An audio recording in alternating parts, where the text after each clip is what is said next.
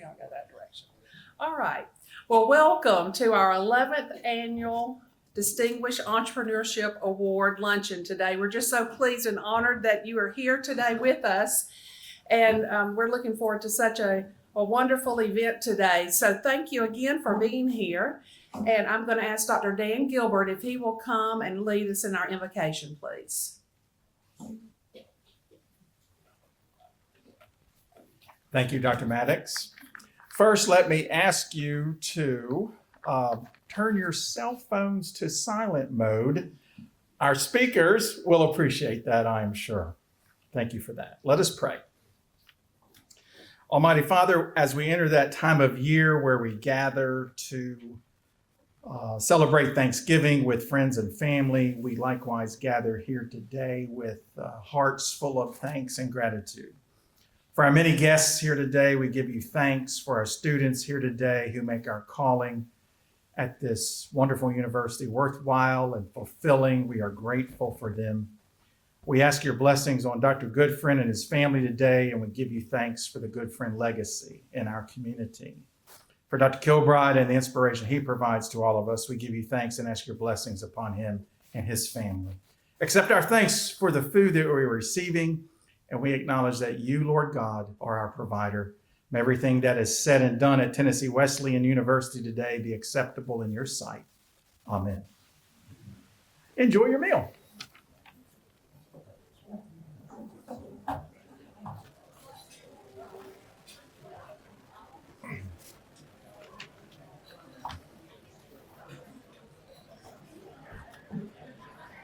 Good afternoon.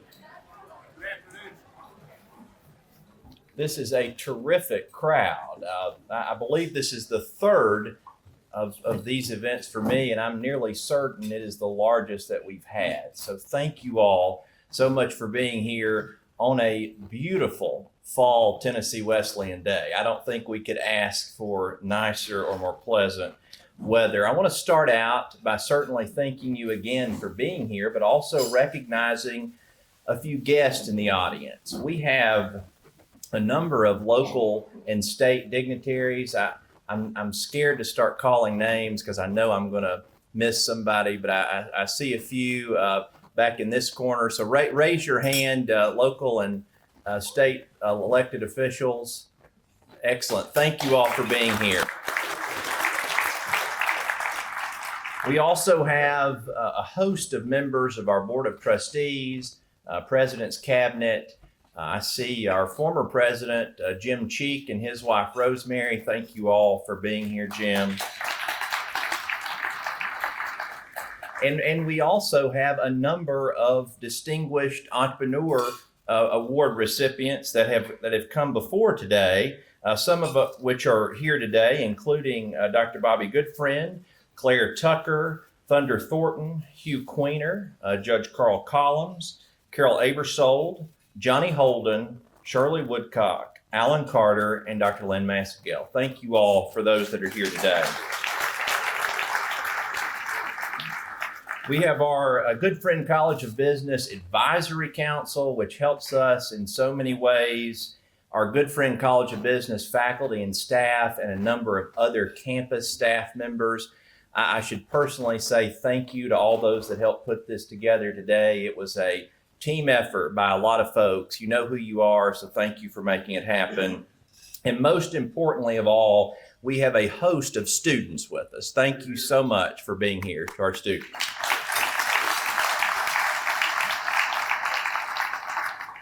As you've heard me say before, because I might be a broken record on the first line or two here, when I think about entrepreneurship, Tennessee Wesleyan and the Athens community often come to mind. We have an entrepreneurial campus with a lot of entrepreneur alumni. Athens and McMinn County have a lot of entrepreneurial success stories through the years.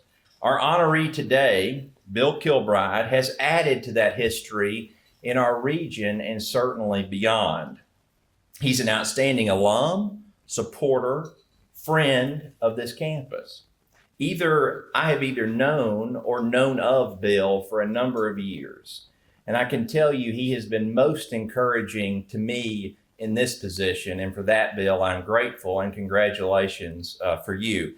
I will save any further introduction for his part of the program. But it is my honor to introduce something new this year. Now to our posthumous honorees. Recognizing that this campus and this community has a deep-rooted spirit of entrepreneurship, Dr. Maddox and I had a conversation last year about beginning to recognize those in our community that established the entrepreneurial, that's a hard word to say when you say it that many times, entrepreneurial framework that really have made us who we are today. In considering our initial options, we felt the best inaugural honoree would be Mr. Mike Goodfriend. Our annual business ethics lecture bears his name. He and his family have played a significant philanthropic role on our campus, and he led a significant business enterprise. However, as we were doing our research, it became obvious we were leaving someone out of that conversation. That was also Mr. Morris Goodfriend as well, the family patriarch that laid the foundation here in Athens, Tennessee, for the family's entrepreneurial success. Many in this room, I would dare say 99% of this room, have memories of either shopping at M. Goodfriend's, Athens Outlet Store, Goody's Family Clothing, and today at Alumni Hall. It all started when Morris Goodfriend arrived here in Athens 111 years ago. I approached Bobby about wanting to honor his father and his grandfather. Given his humbleness and the fact that he usually wins any conversation he and I have, I really did have to twist his arm on this one, but I'm glad I twisted and I'm glad I won. So with that, we present to you the Goodfriend Legacy video. Blake?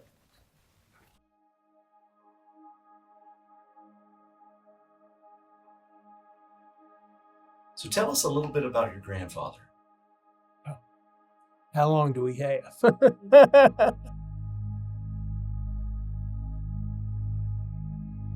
The best thing I'd like to say about my grandfather is that he was a kind, gentle soul. He was just so good to us.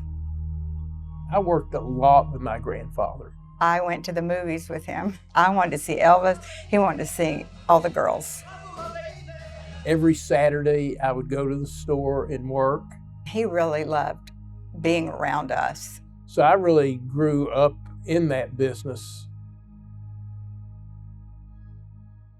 Well, my grandfather was born in really what was called Austria-Hungary at the time, which later became Czechoslovakia. He grew up with 9 brothers.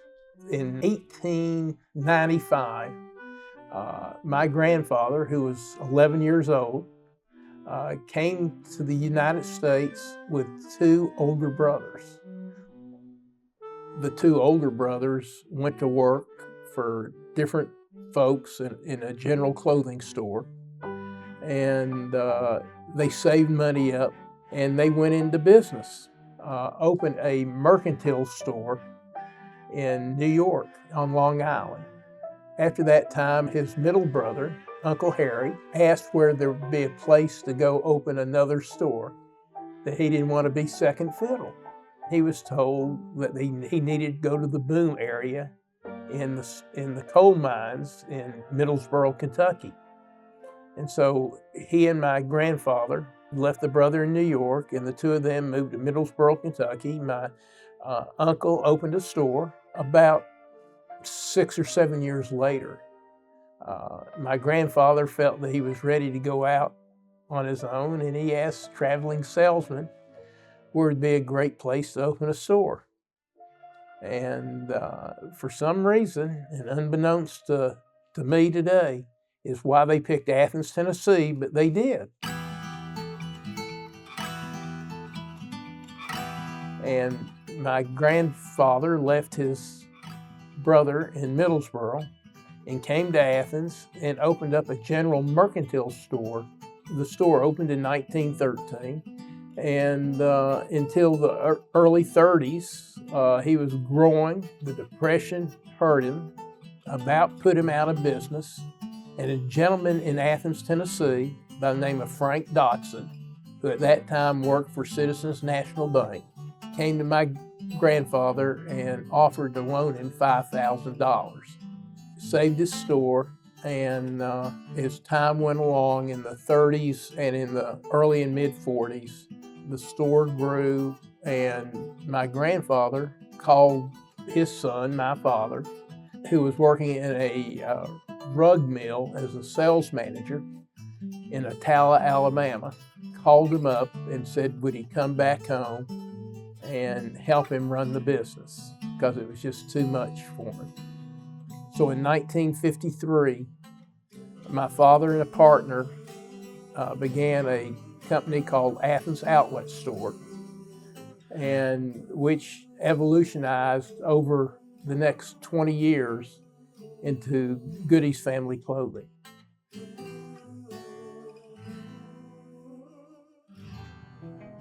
My dad was a pretty brilliant guy, very astute about business, was well educated. He was wonderful. He supported me through many things. Taught me everything I knew, and probably a lot of things I've forgotten that he taught me that were great. My dad was a sharp dresser. One time I had a date that had on dress shoes and white socks. Now, Daddy didn't say anything, but I'm like cringing on the inside. And I said, they were yellow. But I tried to copy him, but I wasn't very good at it. you could see them when they would open stores. They would be in the front, and Daddy always smiled, always. He was a good teacher, a good partner.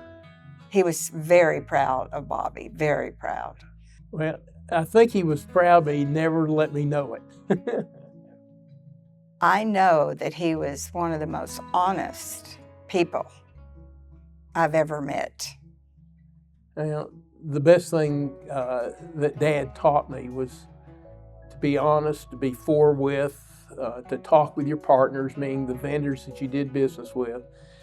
And he was admired in Athens, Tennessee for his business and for what he did for the community.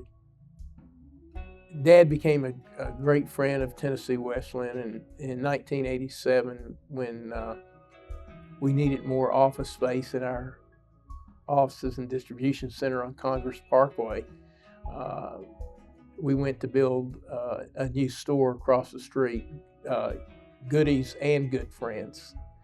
And all the dirt that we had moved off that hill came over donation to build the baseball field at Tennessee Wesleyan, which I think we can all be proud of.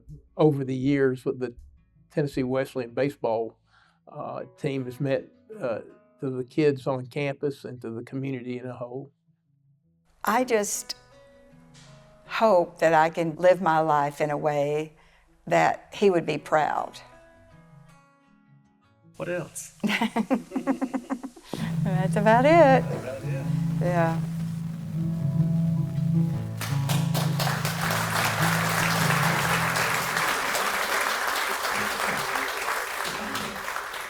Certainly a terrific legacy of entrepreneurship and community engagement. I'd like to invite Bobby up to say a few words, and then after that, we'll invite Dr. Swafford and Linda as well up to do the plaque unveiling. Bobby?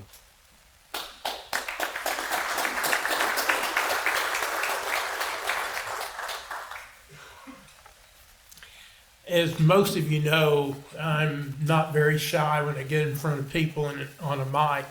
And I told Tyler I'd try to take 3 or 4 minutes, but that'll be 30 or 40. But thanks to Tennessee Wesleyan University. It is a huge honor for our family. Tyler, I appreciate you. Martha, thank you. And all the business school, we thank you. Before I get started, I'd like to introduce some of my family that's here.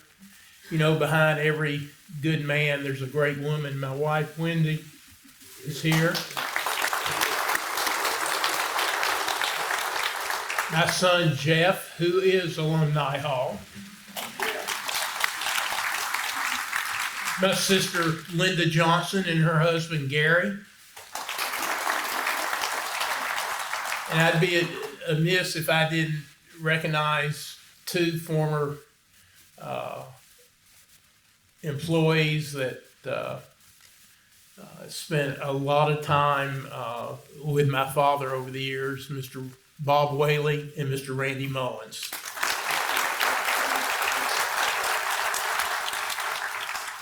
If I lie, they'll catch me.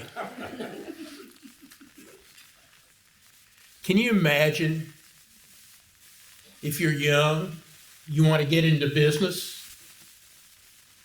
You came to this country in 1895, didn't speak a word of English, came with two brothers, both older. They went to work as they came to America. My grandfather stayed in the apartment. He learned English, and several years later, when his older brother opened a store in New York, went to work with broken English, and then left New York and went to Middlesboro, Kentucky with his middle brother, and they opened a store. Very successful. Middlesboro was a boom town back in the early 1900s. And then my grandfather, at 29 years old, came to Athens, Tennessee. Not much money in his pocket. Opened a store with everything that he had saved from the time that he was 11 until he was 29. He spent very little money, a little to live on, and that was it. If you're going to be an entrepreneur, that is a really good scenario. How can you roll everything that you got out on the table and hope that something good will happen? And so now, with 4 generations of good friends in the retail business, it was a pretty good move. My grandfather, as the film said, was quite a man. Like myself, he had a good, strong woman behind him, my grandmother, Ricka. She was an angel. She was well thought of in the community. And every day she would be at Guffey's supermarket at 9:30 to buy the big meal, buying lunch that she was going to go home and cook that day. But my dad grew up here in Athens, went 3 years to McMinn County High School, got sick towards the beginning of his senior year, couldn't go to school for about a month, and then it was too late to come here or to McMinn. My grandmother and grandfather sent him to Columbia Military Academy over in Columbia, Tennessee, and that's where he graduated. Dad went to the University of Alabama, was president of his fraternity, which wasn't a surprise as I grew up that would happen. Went to work before the war at Mandel Brothers department store in Chicago.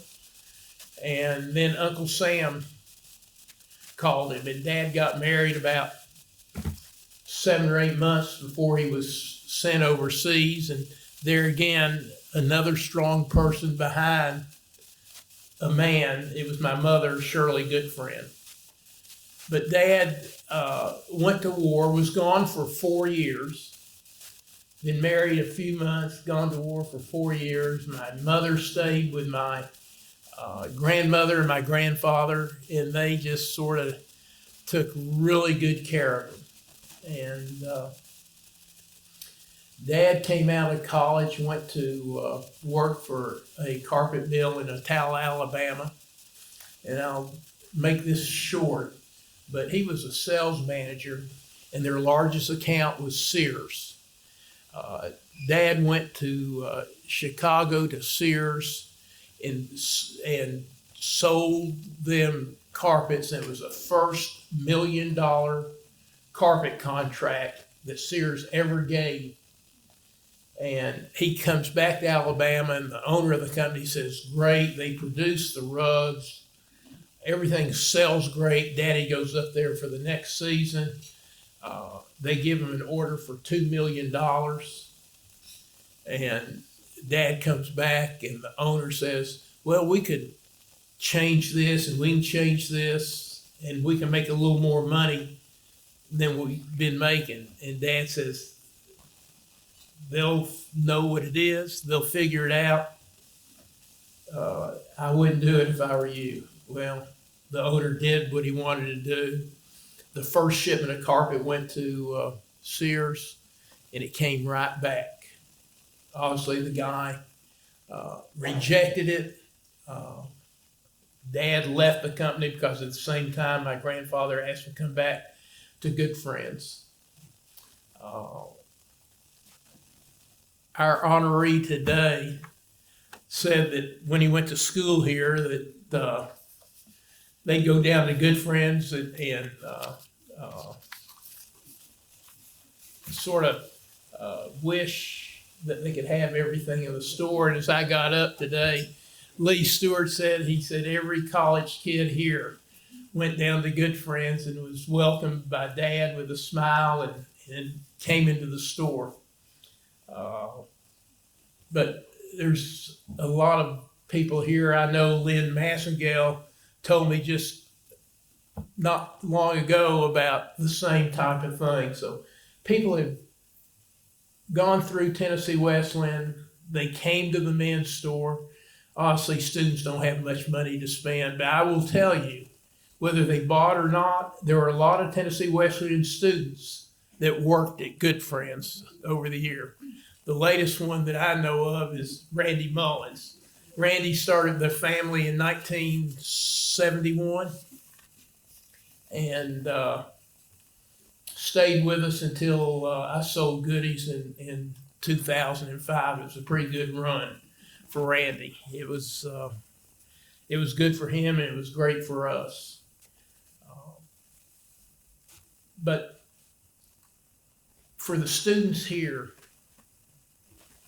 you know, you got to have a lot of guts. You got to have fortitude. You got to have the will, and you got to be able to give up things that you don't want to give up. But if you can do all those things and work hard when you're young, you'll be successful. And I think that this institution here is a great, great place. I've come to more than like it. I sort of love it. And hope to see this school grow for years to come. It's been a pleasure. I'm tickled to death to have Tyler Farce is my partner, and anybody locally that knows Tyler, we can thank him 1,000 times over. There is a gentleman here today, George Aarons, sitting back here. George is the grandson of Frank Dotson.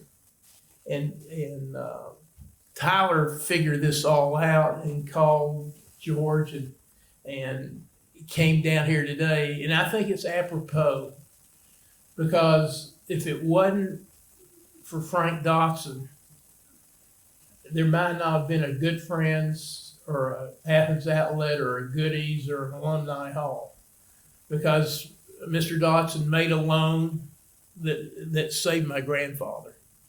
And those kind of things you don't forget. $5,000 doesn't sound like a lot of money, but if you go back into the early 30s, it was a fortune. So, George, we're proud to have you here with us. And I knew your grandfather, and he was really a great guy. I hope that you all enjoy your stay here at Tennessee Wesleyan today. Maybe walk around after the luncheon is over, see what's going on. Attitudinally, the university has really done an about face. A lot of happy faces. Athletics has become a big portion of this school. We've got great athletic teams. We've got great coaches. We've got great leaders. We've had new master programs happen over the last year or two. There's a lot of great things. So if you would just gander around or see Tyler or someone from the business school, we'll be happy to show you around. But we're tickled to death that you're here. We thank you. And I thank Tennessee Wesleyan again for the honor for my grandfather and my father.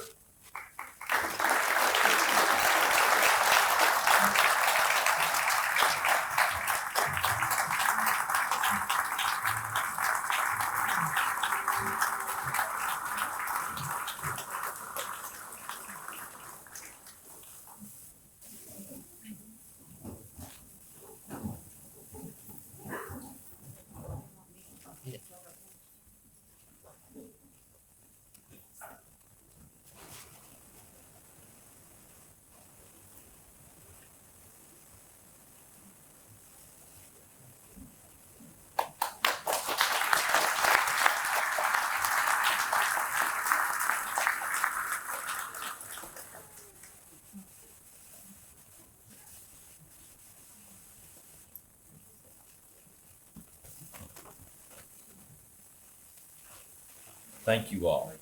Thank you. Thank you. We'll now turn it over to Dr. Goodfriend to introduce our honoree today, Mr. Kilbride.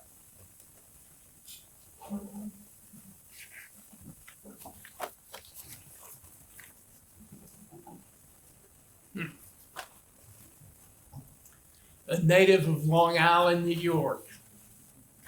Pretty apropos today. William B. Bill Kilbride came to Athens, Tennessee in 1968 to attend Tennessee Wesleyan College. At Tennessee Wesleyan, he found a place where he could hunt, fish, and explore another part of the country. After graduating in 1972 with a degree in business management, he worked at the New York Stock Exchange as director of market surveillance and later as an executive with Dean Witter Reynolds. In 1992, his love for the South and his connections to Tennessee brought him back to the region, where he was asked to serve as president and chief operating officer of American Rudd Craftsman. 2 years later, the company was sold to Mohawk Industries, where he was named president of the Mohawk Home Division and later the corporation's chief sustainability officer. During Kilbride's 20-year tenure with Mohawk, the home division grew from $100 million in sales to approximately $900 million in sales. Big numbers. Retiring in 2014, Bill soon became the chief executive officer of the Chattanooga Area Chamber of Commerce, a position he held for 3 years. During his tenure at the chamber, he boosted membership by more than 700 businesses and helped lay the groundwork for a new workforce development initiative known in Chattanooga as Chattanooga 2.0. In 2016, the Chattanooga Area Chamber of Commerce was named Chamber of the Year in North America. In 2018, at the urging of the United States Senator Bob Corker, Kilbride was nominated by President Donald Trump and approved by the United States Senate to serve on the Tennessee Valley Authority Board of Directors. 2 years later, he was elected to serve as chairman of the TVA board, which governs America's largest government-owned utility. He completed this term in 2024. Beyond TVA, he has served on numerous public and private boards, and he's a member of the First Centenary United Methodist Church in Chattanooga. A recipient of Tennessee Wesleyan's Distinguished Alumnus Award in 1999, and the institution's nominee for inclusion in the Tennessee Independent College and University Association Hall of Fame in 2023. Bill remains a champion for his alma mater. He has served several terms on the university's board of trustees, and in 2014, he and his wife, Mary, generously donated then 92 acres, a 92-acre farm on the banks of the Tennessee River in Dayton, Tennessee, which is now known as Tennessee Wesleyan's Kilbride Nature Sanctuary.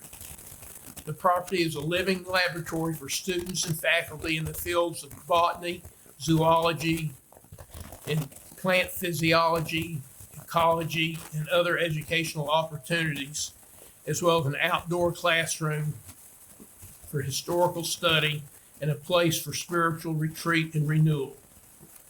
Bill is married to his wife, Mary, and they are the parents of 3 grown daughters.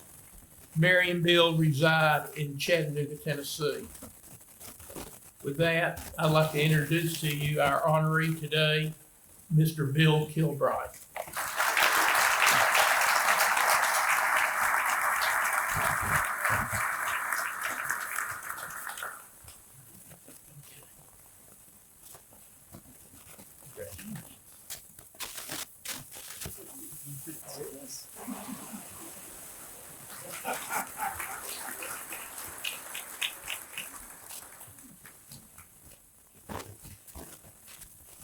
Thank you, Bobby. Thank you so much for that.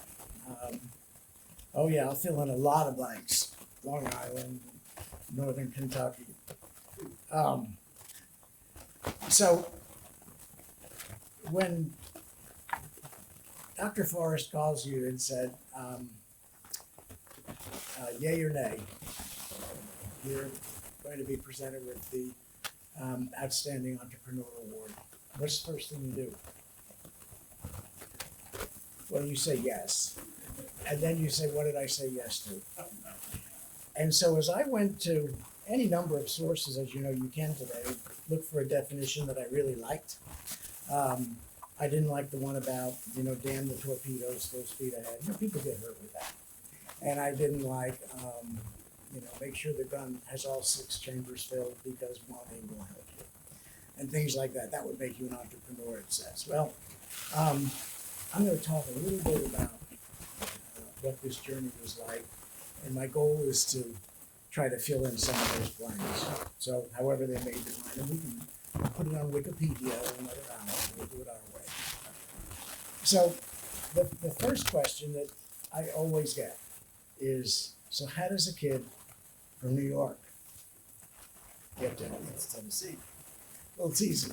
Dr. Goodfriend mentioned, well, yes, I wanted to hunt and fish. Did you ever try to hunt in New York City? It don't work. Don't even try. Don't even try. In fact, today, fast forward about 50 years, if you even thought about that, you will never be back. So I wanted to be able to hunt and fish, and there were kids here who could do that. I wanted to go to a campus of a size where there'd be at least an even chance I'd know everybody. So I said, well, 500 is not enough, 10,000 is way too much. How about I strike in the middle and pick something around 1,000?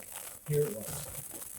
So far I had Smoky Mountains, I had 1,000 students, and my last criteria was being one of 5 kids. I wanted to be able to get home in 12 hours. I always said if I had to, and I really meant that, if I had to sometimes you have to get home, right? Other times you're just ready to go home. But I wanted to be able to get home in 12 hours if I had to. Now, for those of you in the back who had the pleasure of riding around with me in my bright red fire engine colored 1960 Ford Falcon with 3 on the tree, and I told you I was going to get home in 12 hours, you would have gone the other direction. Not by foot, but by running or something else, some other way. But that's how it went, and so far as matching up with my criteria. I wanted to do a bachelor degree. I thought that perhaps after college, that I would go on and study some more. I think the fact of it is I'll try to show you that Wesleyan did it all. My father told me you can do anything you want, but I will not pay for law school. Hope there aren't any lawyers in here. But so I thought, well, let's just give it a good go. And here I came. I had a friend from Chattanooga pick me up at the Chattanooga airport that Sunday afternoon to drive me here to campus. I'd never been here. I didn't come visit beforehand. Some things you got to do on faith, and I did that. And where's Ted? Ted. So ask a driver for the former president of the United States how you get from the interstate or the bypass to anywhere in Athens. What's the best route? And Ted would tell you, ain't but one route.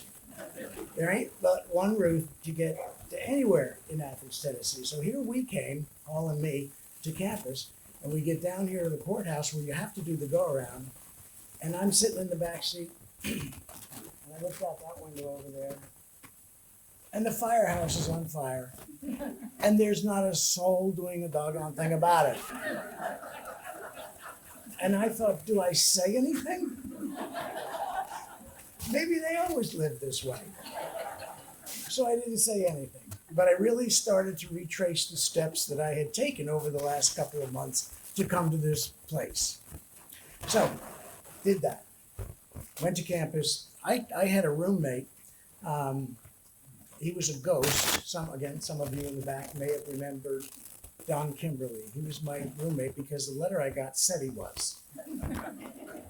It was Thanksgiving. Went to school the end of September. It was Thanksgiving before he even showed up. Truly. So I was doing the best I can with what I had to figure out how this whole thing was going to work together. And in my mailbox across the street, when they were all over there, one day, folded up the way they were, the letters you didn't want to get, tiny, down to a quarter of a piece of paper, was a note from the Secretary of President Charles C. Turner, Jr. I never met the man, but he wanted to see me. So let's see how this works. I didn't have to find them. She found me. She'd come over today at 4 o'clock. I did. And I was like the office of the president of a college. I'd never been in one before. I mean, here I am. What happens in here? A lot of books, and a beautiful desk. He talked for a few minutes. And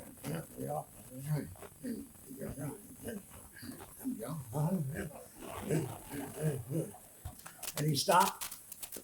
And he said, I don't think I've ever had a student who is as skilled at capitalizing on the misfortunes of others as you are. So I was thinking, as I put a few notes to talk about today, maybe that's the end of it. Maybe that's my entrepreneurial spirit. Go get them, lay them out flat, run them all over. Not me. Can't do that. So another friend of mine, in fact, his name is in your program, John Thornton. Did John get here today? No. Okay. John has a story he loves to tell. John and I lived in the fraternity house for a little while. And he has a story he loves to tell. It's about, if you see a box turtle sitting up on top of a fence post, you know it had some help. I'm the box turtle. Okay? I could say that at the end of every sentence this afternoon, but I'll just tell you once, and you can go on and know that that's where it all ties back to. So, I really enjoyed college academically. I did. But I was always looking for the next thing to earn a living. As I said, there were 5 of us in the house, and one in college a year ahead of me, one in college 2 years behind me, and Mom and Dad were struggling with all that and think they had 2 more to go. I got down south of here about 8 or 9 miles. And there was a banker there who somebody had introduced us to, me to. And he said, you want to work? I said, oh, yes. He said, I could hire you. He said, you need to work on Saturday mornings. That's fine. And he said, Wednesday banks are closed. I said, oh, wonderful. And off we went. And that was going really well. And I'm going to be sketchy about it because maybe one of you own that bank today. But anyway, he called me over one day with one of these high fives. Now, where I'm from, that means I need a taxi cab or something. I'm thinking that he was needing a ride. Bill. And he messed with his pocket for a minute and said, I need you to go get this car. I said, sure. Your car? No, it's not my car. Does it matter whose car? No, it doesn't matter to you whose car it is. What matters is there's a note in the drawer of my desk that says this car is 3 months past due on its payments and I want you to go get it. Now, I grew up in Onewood from Times Square in New York, and I know when there's a whooping getting ready to set up. And I said, okay. And he said, you're looking at me like, if you don't do this, I'm going to haul off and punch you in the nose or something. All right. I get in my car, I got the keys, and I got what purports to be last known residence. And I thought, I don't know if I can do this. What you want me to do is go steal somebody's car, right? And nobody here said, don't worry about it. If we catch your bill, you're okay. Nobody said that. They just said, go get the car. So I did what any great student from Tennessee Wesleyan College would have done at that time. I bought a case of beer, and I went right over there to my fraternity house, and I offered anybody who was sitting in front of the television at that time this case of beer if you'll go steal this car. Now, point made, I think that was pretty entrepreneurial of me, right? First of all, there's about 5 of them signed up for this. So 24 cans, 5 people, yeah, have a good day. They were back in less than an hour. And what they wanted to know is, where did I want it? Oh my, one thing I forgot to do is tell them where I wanted the car. Well, anyway, I said, take it to the police department, call this number, and tell them you're calling from me and you got a car. Well, the rest is history. So I went to work there for a little while, and I was actually, Mary was my wife, was texting with one of our alumni, Steve Byram, this morning as we drove up here. Some of you know Steve. And Steve said to Mary, make sure to tell Bill to tell the story about the bank. So I've just told you half of it. The other half is it was time to exercise that 12 hours in that 1964 Falcon and go home for Thanksgiving. And my parents wouldn't give me a specific time or day. It was very sketchy about this. And I thought, maybe they don't want me to come home. Why not? Why wouldn't you want me to come home? And back at the bank on this given day, I walk in the door, and here's that again. Bill, you know what today is? No, it's today. It's Wednesday, Tuesday. Yeah, but what is it? I said, it's Tuesday. Whatever you want. He said, come with me. And we walked down the hall and into what must have been a private office for somebody. And there were all these boxes that looked like boxes that say dishwashers would have been big, like this, big boxes. And he said, he's thinking, he said, let's see, that's Blitzen, that's Stonberg, that's Rudolph over there in that one. He said, what you need to do is get these boxes, and there's a big ladder out behind the bank, haul them up on the roof, I'll come up, and we're gonna run piano wire from the top of this bank right here over to the coal yard right over there. And then we string these reindeer. You gotta get them in order though. Don't just be putting them up here on the wire. Rudolph goes first. Of course Rudolph goes first. So I'm up there not believing at the incredible low price compared to today that our tuition was in 1968, 69, 70 when I was here. I was up there thinking about the fraud that I had perpetrated on my parents, that I should be up here stringing the reindeer and the sled on the roof of the bank. And I looked down, and down there, standing next to their parked car in front of the bank, was my mom and dad. And they decided that this kid needs checking up on. So they drove down from New York. My father just said, you having fun up there? He had the temperament of a stick of dynamite. And he said, I'll see you for dinner. What time can you be there? 5 o'clock? I said, well, just a little late. All right, then we'll see you at 5 o'clock. You start without me. And I was back home in New York in 3 weeks. It might have been 2, but I think it was 3 weeks. And so that was the end of a big piece of my work career here.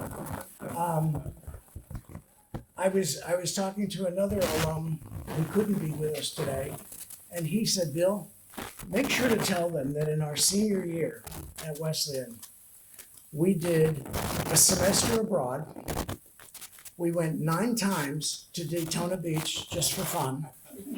And we went back to your house in Long Island for the month of January because we were doing the 414 program. So our one was going to be like one and done in New York.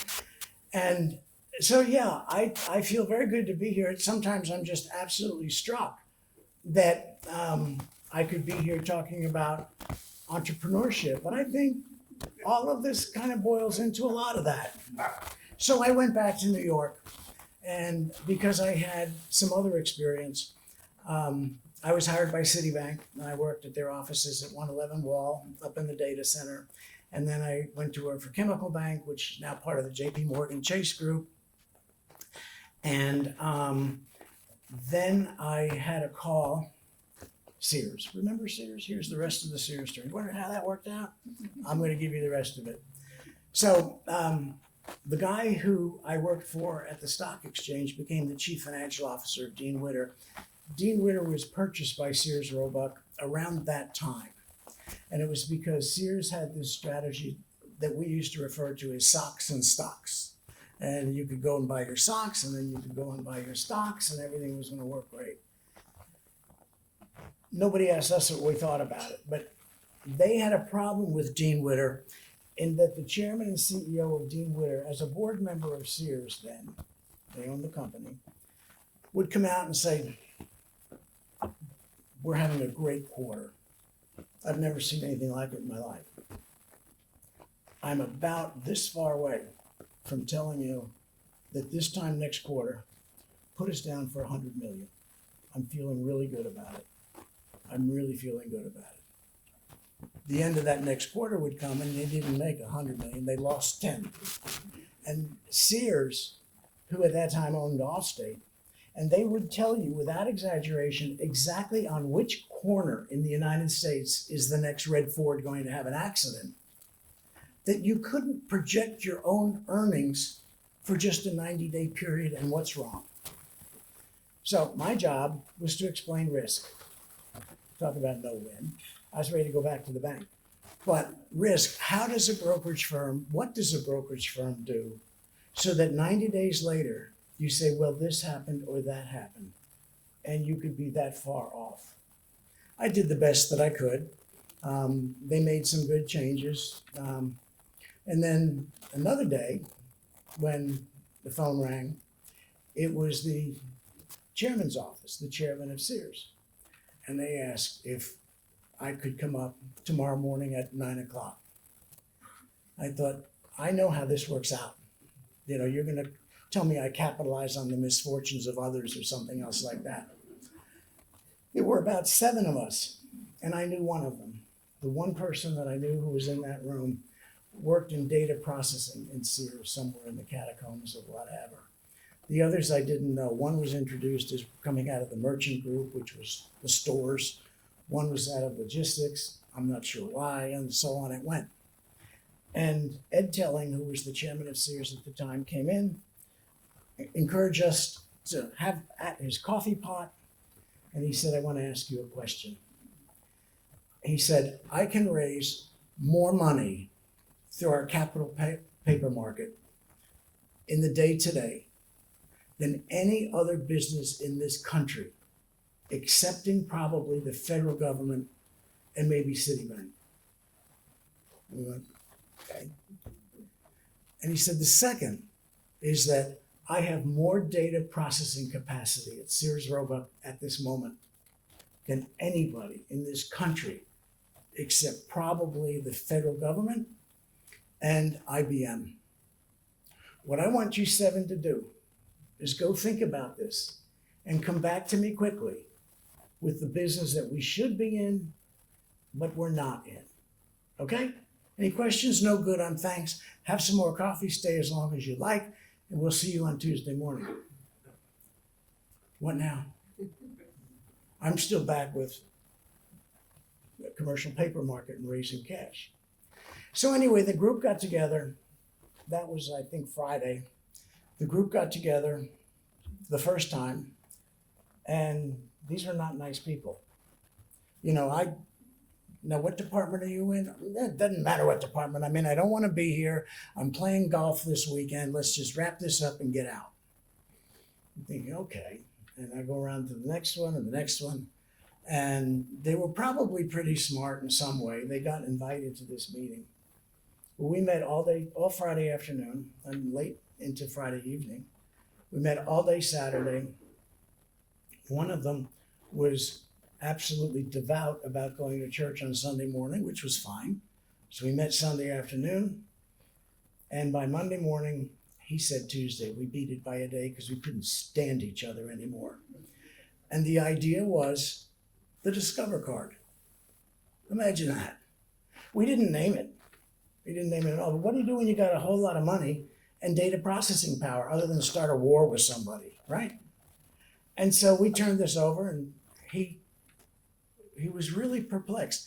Ed Telling was a very smart man, but he was really perplexed.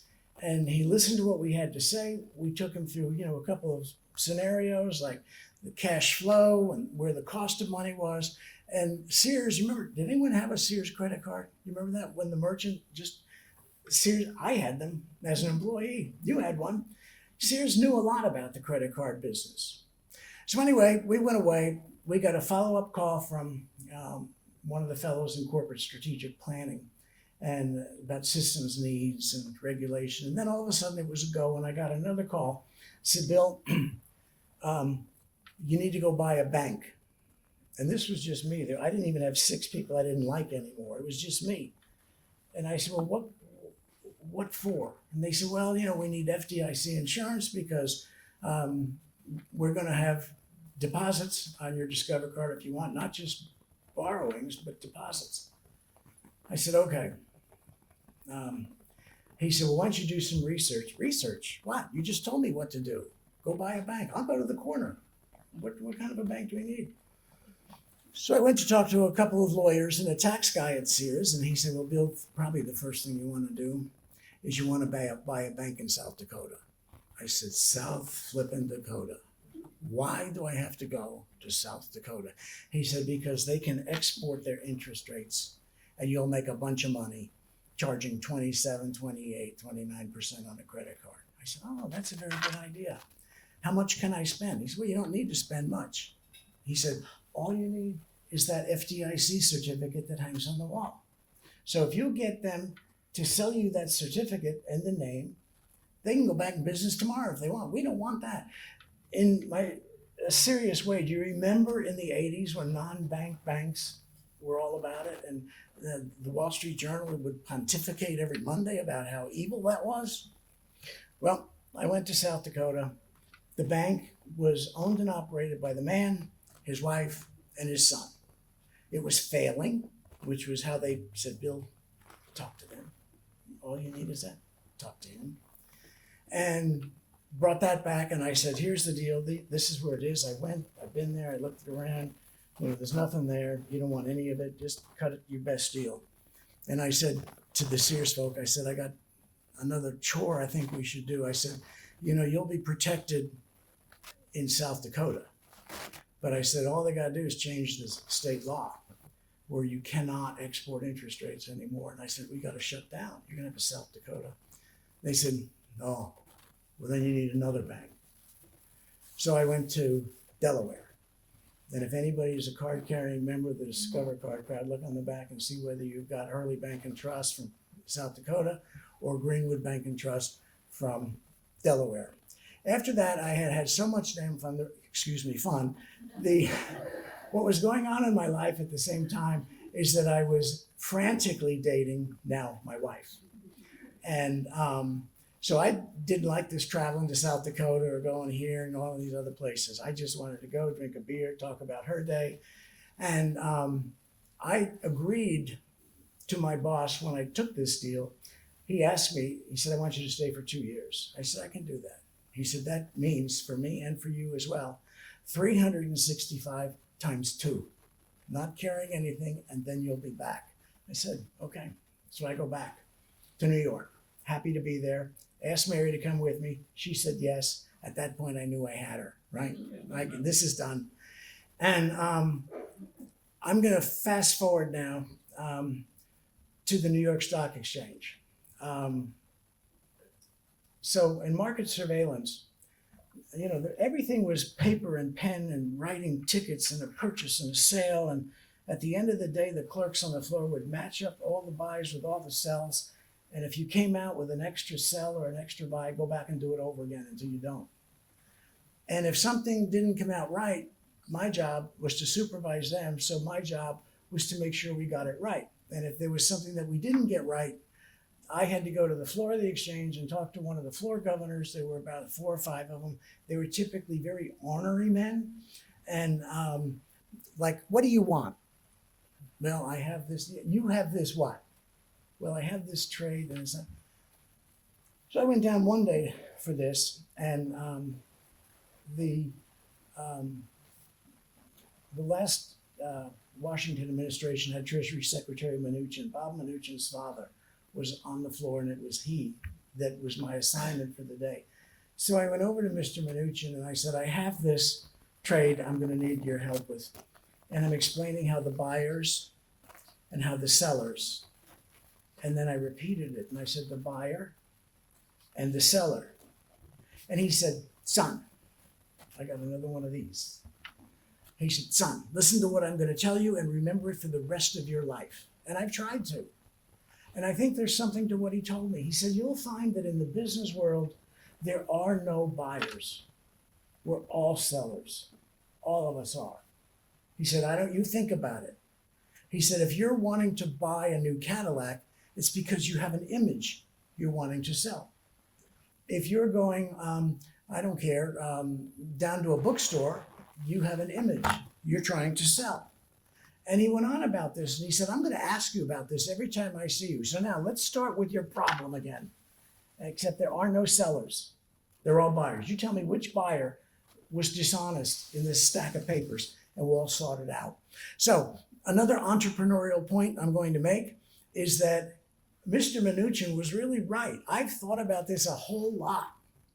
And sometimes you could say, well, you know, if I'm going to buy dinner, why? It's because you got to nourish your body. You're selling yourself on health. And he goes over and over and over. And I've tried, well, what about the day I bought a dog? No, you didn't buy a dog. You're only renting the dog. The dog, you're going to leave the dog or the dog is going to leave you. So don't give me that one again. Anyway, I've always thought about that. And it's been, you know, not earth shattering for me, but I thought that there was a lot to what he had to say. Dr. Goodfriend mentioned, so then in 1992, when my classmate and fraternity brother, John Thornton, had started a company in Chattanooga, and he'd been after me for, I think, 7 years, to come with him and be part of this. Now, some of you who know John know how he won't let go of things like this, and I was telling, we're going to get married, and then having children, and then I agreed to do this project and other things. And then one day, he called me up and he said, I'm going to be in New York tomorrow and I want to have lunch. And you're going to say yes. You're going to come back down to Chattanooga. Okay, we got that straight? I said, all right. And I get home and I said, Mary, I got to tell you something. What? I said, would you care if we moved to Chattanooga? So I wouldn't care. I wouldn't have it on the top of my list, but no, you know, I wouldn't care. She has her friends. She has 3 children, and I'm going to move with her to Chattanooga, Tennessee. Well, we did it. And of course, so anything that might have happened here during that term afterward, you can thank her for, not me. But Thornton said to me, you know, we're growing so fast. We were just vendor of the year at Walmart. And growth takes cash. You know that. That's not my theory. That's a rule. And he said, first thing I want you to do is go out. Let's sell 49% of the company. We'll keep control. Sell 49%. I said, I'll be back in an hour. He said, what are you talking about? I said, John, who wants 49% of anything? Anybody? So he said, well, then let's sell the whole company. So I went to Mohawk Industries, who was expanding like crazy, struggling with their carpet and rug business. And they did the deal within 90 days. And on the way to the 900 million in sales, John then took his payout, and as many probably know, built monster houses in Jackson Hole. And when he told our new chairman that, the chairman turned to me and he said, now you're staying around then, right? So I was locked and loaded. And but might as well. All I had learned at that point in time is that you don't want 49% of anything. And with carpets and rug, the fuzzy side goes up. It's real simple. It was a fascinating experience. I enjoyed it immensely. What I learned then goes to the point that I think I made when I stood up here, and that is that in my search for the appropriate and complete definition of entrepreneurialism, that social entrepreneurialism is a very real thing. And to me, that is like, what would you do if you were a chairman of TVA, where you produce power that generally you can't see. When someone says, how much do you have? You say just a bunch. And how much more are you going to build? As much as I possibly can. But you've got 10,000 employees. What do you want to tell them every morning? Or how many of them you see every morning? You go ahead and entrepreneurial me. Put me to work on this. What should I do? Okay. I watched this tape running on the news one night, and there was this young lieutenant in the Marines, and the news reporter was right over here, and he was whispering and kind of talking. He said, the lieutenant has to get from this side of the street to that side of the street, and his squad of 8 men are over here. So what has to happen is that they have to cover him while he runs across the street and gets undercover, and then he'll cover them while they come across undercover. And so I watched this, and this young 20-something-year-old Marine lieutenant looked at his squad of 8 people. He didn't say a word. There wasn't any conversation. He just looked at them, fixed eye to eye. Nobody had to say a word, and across the street he went, and they covered him. Nobody had to say, now I want you to do this, and don't screw this up, and I don't want to die out here and get shot. And I thought, what an incredible lesson that is. Chain of command, but you don't have to speak. And I thought about that over and over when I looked. There's a counter in the TVA headquarters of employees at that moment. And when I watched that a couple of days go a little higher, because we were hiring something, and you need 25 more nuclear engineers out of the Navy or something, and watch it jump. And I thought, okay, you're chairman of this place. What do you want them to know? What do you want to say to them? How is it going to make TVA better today? And how should we measure that, if in fact they did it? So I'm all about social entrepreneurialism, and I'm going to encourage Wikipedia to come up with another piece of the definition. I'm going to quit here in a minute. Just a couple things, 1 or 2 I want to leave with you. I said this once before at a large gathering out here. There are incredible people who are incredible people, not because they came to Tennessee Wesleyan University, but because Tennessee Wesleyan University was part of the process. It was part of the process. I know a lot of people who stayed here for 3 years and then went on off to go to UT or wherever they went. Part of the process. They get credit for that. I've been to a lot of places somewhat like this, a lot of them larger than this, and I feel like I'm just in a factory where people are marching and trudging and going this way and that, and it really isn't part of the process, and therefore, call it the road to culture or what you will, it's missing. The second thing, and I'm going to leave you on this one, is that it's okay to be a box turtle. It really is. It's okay to be a box turtle. So if you have the opportunity, that's the easiest decision you'll ever have to make. Snatch it up. Snatch it up. Thank you, Tyler. Thank you, Dr. Goodfriend. Thank you to the faculty that are here. Maybe I had some of you. You all look too young for that. Thanks so much for a lot of my classmates who I see gathered in the back of the room. And I look forward to getting with this crowd again another time. Thank you very much.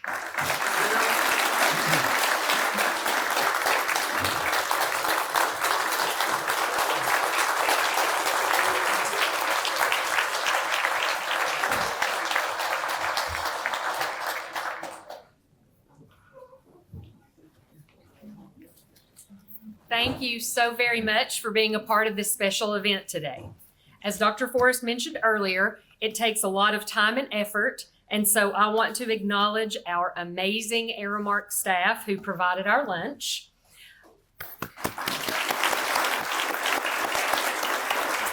And also a special thank you to Gail Rogers from the President's Office and Tracy Hennessy from the Office of Advancement. This event is unique because it showcases the history of the entrepreneurial spirit in Athens. We've heard from our very first DEA winner, Bobby Goodfriend, and now I'm so glad that today we've met his mentors through the video presentation. Today's winner continues that long tradition. For our business students, meeting these entrepreneurial legends surpasses textbook case studies of visionary business achievement. Bill Kilbride is the latest person to serve as a shining example to Tennessee Wesleyan students, and it has been a pleasure to see him recognized today.